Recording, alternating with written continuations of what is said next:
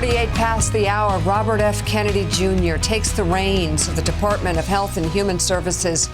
And there are several growing health concerns across the country. In Texas and New Mexico, an outbreak of measles has infected nearly 100 people so far. There's also the escalating bird flu outbreak.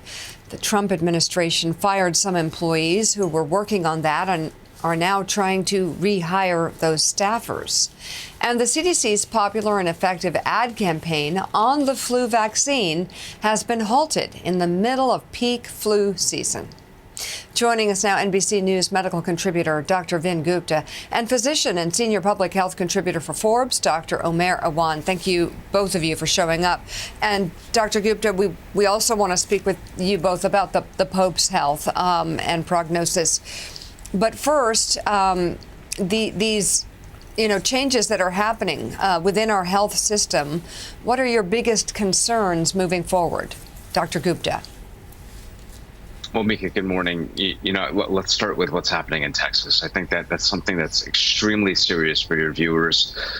Just to have context on, about 1 in 5 people, if they're not protected and vaccinated, have serious consequences. Mika, can end up in the hospital. So this is not just, let's manage this at home. This has very serious impacts for people, and especially in kids, their ability to have a normal childhood and to progress and have a healthy lifespan. Most of the cases here are in unvaccinated children. And the question I get often is, what should you do if you are living in this situation or if you're exposed? And so a few things that you can do.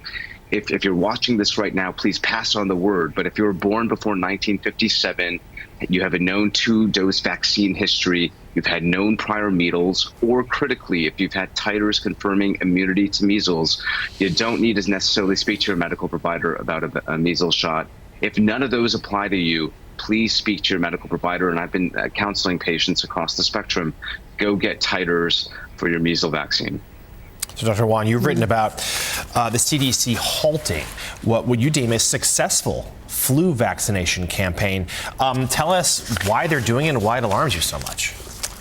Well, I don't know why they're doing it, but it's very alarming because this flu vaccination campaign is critically important to educate the public on why vaccination is so necessary. And the reason why it's so critical is because, this vaccination campaign teaches and educates the public on why vaccination is critical, particularly, being able to transform a very serious disease into something that's very mild. And when you take that away from the public doesn't have access to these critical websites, these ways to protect themselves and their families. So it's very alarming that we're taking that away, and it comes at a time when flu is surging. When we're talking about 29 million people that have had the flu this season. We're talking about 16,000 people that have already died. This comes at an extremely inopportune time, unfortunately. Yeah, flu and COVID, of course, right now running rampant.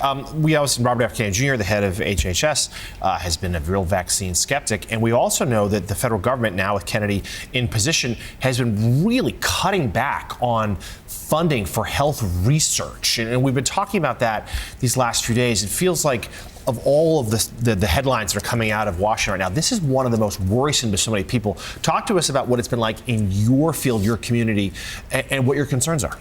Well, it's concerning because we're scared and we don't know. And, hospitals are talking about this. We don't know if we're able to fund, a certain important research personnel. We're talking about getting rid of people that have developed life-saving vaccines. We're talking about firing people that are making drug discoveries that are potential cures for cancer, for chronic medical diseases. We're talking about firing and letting go of people that have helped contain important outbreaks like measles, COVID, Ebola, right, even in Africa. So we're not safer by getting rid of these people. These people have safeguarded health for you and I. And this is why this is so concerning and deeply troubling for so many.